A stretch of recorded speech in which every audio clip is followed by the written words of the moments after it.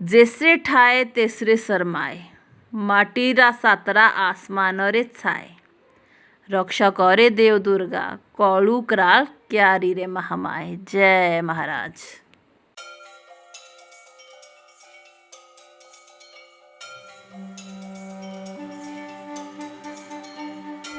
दानी राजा थे नदौन हिमाचल के, दान पुण्य बहुत किया करते थे। नित्य संध्या पूजा के बाद माँ दुर्गा के साथ चौपड़ खेला करते थे। दिन भर दान पुण्य करने के बाद हर शाम महल में माँ की पूजा अर्चना हुआ करती थी। भक्ति से खुश होकर माँ दुर्गा साक्षात दर्शन दिया करती थी। माँ ने दिया था दिल से आशीर्वाद, एक दिन ऐसी शक्ति पाएगा हर इंसान दर पर तेरे अपना शीश नवाएगा। निकले फिर राजमहल छोड़कर, एक सेवक कौलू साथ आया था, जिन्होंने बड़ी निष्ठा से सेवक का फर्ज निभाया था। राजपाट सब त्याग कर भक्ति की राह पर निकल आए थे। अपने साथ राह से कायल और देवदार के बीज भी लाए थे। राह पर चलते चलते बीज कायल और देवदार के वृक्ष के डालते आ रहे थे। धीरे धीरे ये दोनों वृक्ष भी उगते जा रहे थे। सफर पर चलते चलते थक कर एक जगह विश्राम किया।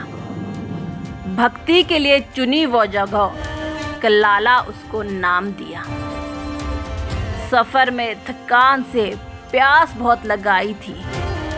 प्यास और थकान से जान पर बनाई थी।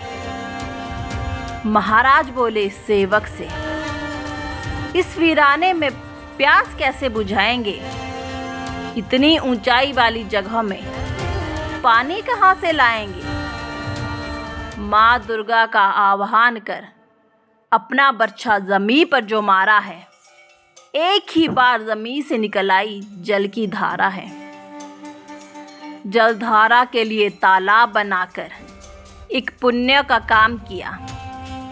चढ़ाया जाएगा मेरी पूजा में तुम्हारा जल, ऐसा पवित्र तालाब वरदान दिया। बुझाई थी प्यास जिस तालाब जलहौन के जल से, वो पहाड़ की चोटी पर आज भी विराजमान है। सूखा नहीं सदियों से आज भी इसका जल, ऐसा मिला हमें महाराज से वरदान है। निकले थे जिस भक्ति की राह पर, फिर उसका अनुसरण किया। माँ की भक्ति में सालों साल खुद को लीन किया। उन दिनों गाय जंगल चरने जाया करती थी। एक गौ माता नित्य महाराज को दूध पिलाकर उनकी भूख मिटाया करती थी। एक दिन ग्वालिन ने गौ माता को दूध पिलाते देख लिया। उसने गौ हाँकने वाली छड़ी से भक्ति में लीन महाराज को छेड़ दिया।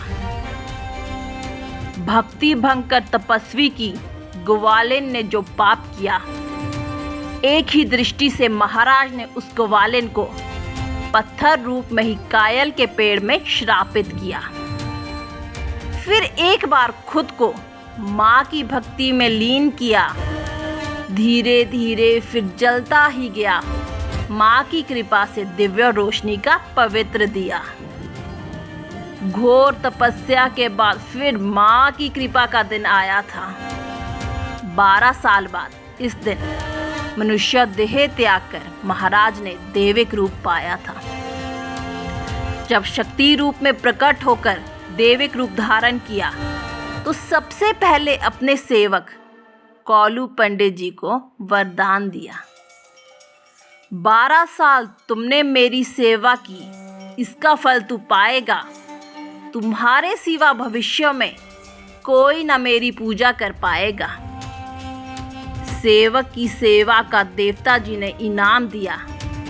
घ्याल के गांव भूइला में रहने का उचित स्थान दिया। गौ माता की सेवा का भी देवता महाराज ने सम्मान किया था। चढ़ाया जाएगा तुम्हारा गौमूत्र और दूध मेरी राह और स्थान शुद्धि में, ऐसा उनको वरदान दिया था। धीरे धीरे जनता को इस देव शक्ति का एहसास हुआ। फिर सामूहिक तौर पर इनके मंदिर निर्माण का प्रयास हुआ, लेकिन अपनी वाणी से मंदिर के लिए महाराज ने देवरी गांव का नाम लिया। फिर मस्त 1500 की जनता ने यहाँ एक भव्य मंदिर का निर्माण किया। मंदिर में देवता महाराज को स्थापित करने के लिए यज्ञ और अनुष्ठान हुए। इस तरह फिर देवता जी महाराज सिंहासन पर विराजमान हुए। ढोल नगाड़ों और ताल की गूंज के साथ देवता महाराज की जय जयकार की वो घड़ी आई है और फिर पूजा अर्चना की रीत पुजारी के हाथों शुरू करवाई है। तब से आज तक हर वर्ष हर गांव दैविक अनुष्ठान हाड़े की खीन कराए जाते हैं। इस अनुष्ठान में देवता और सगे संबंधी बुलाए जाते हैं। संध्या काल में ढोल नगाड़ों के साथ पूजा अर्चना कराई जाती है। इस पावन अवसर पर सब गांव की जनता देवता जी का आशीर्वाद पाती है। फिर लोगों ने मिलकर ऐसी रीत चलाई थी। 18 दिन सबसे पहले पन्नो ग्रामवासियों ने जातर लगाई थी। 100 साल बाद फिर ये रीत देवता जी के कहने पर चलाई गई। सबसे पहले पन्नोग में और फिर हर गांव ये जातर लगाई गई। जातर के दिन गांव वालों द्वारा पूजा अर्चना कर चुनरिया चढ़ाई जाती है। बदले में देवता जी से झोली भरकर खुशियां पाई जाती है। पाप और बुरी शक्तियों का जब इलाके में प्रकोप बहुत ज्यादा बढ़ जाता है, उनको थामने के बाद महाराज की केदारनाथ की यात्रा का वक्त आता है। हार श्रृंगार और सिंहासन छोड़कर तब केदारनाथ यात्रा पर 35 से 40 यात्रियों के साथ निकल जाते हैं। स्नान करके खोड़ू, गुमा, पंजौर, हरिद्वार और केदारनाथ में पाप के बोझ से निजात पाते हैं। केदारनाथ यात्रा के दौरान ना कोई शादी विवाह होता है और ना ढोल नगाड़े बजाए जाते हैं। इस तरह 1500 ख्यालवादी श्रद्धा से महाराज के साथ निष्ठा दिखाते हैं। स्नान करके भोले बाबा के दरबार में देवता जी और शक्ति पाते हैं। 3 महीनों की कठिन यात्रा के बाद फिर अपने स्थान पर लौट आते हैं। केदारनाथ यात्रा से वापसी पर भंडारा कराया जाता है। 1500 घ्याल और देवता की ओर से समस्त जनता को भोग कराया जाता है। 3 महीने बाद फिर ढोल नगाड़े बजाए जाते हैं। इस तरह लोग देवता महाराज की कृपा से बुरी शक्तियों और पाप दोष से निजात पाते हैं। आज भी उस भक्ति स्थल कलाला जंगल पर हर 12 साल बाद रात्रि पूजा यानी टिक्कर करवाई जाती है। 1500 घ्याल के लोगों द्वारा बड़ी श्रद्धा से ये रीत निभाई जाती है। देवता पालगी में 1500 घ्याल समेत रात्रि के समय इस पवित्र भक्ति स्थल कलाला पर जाते हैं।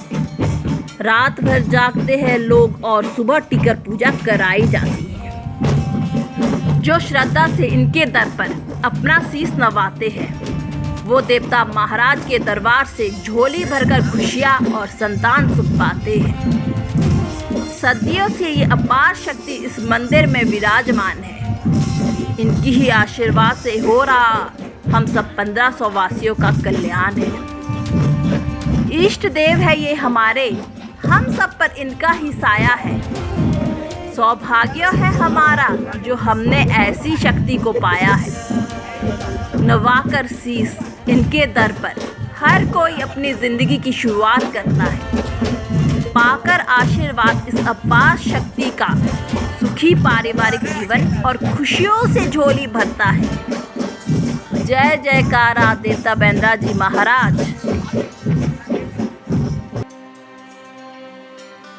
देव नानू जी महाराज मुझसे आपकी कथा लिखते या कोई कमी रह गई हो या गलती हो गई हो तो मुझे क्षमा करें। देवनानो, मेरा उद्देश्य सिर्फ हमारी पीढ़ियों को आपके दैविक रूप तक के सफर और अपार शक्ति के वाकिफ करवाना है, ताकि हमारी पीढ़ियां आपका आशीर्वाद पाकर जीवन सफर पर चलती रहे। गलतियों के लिए क्षमा करें महाराज।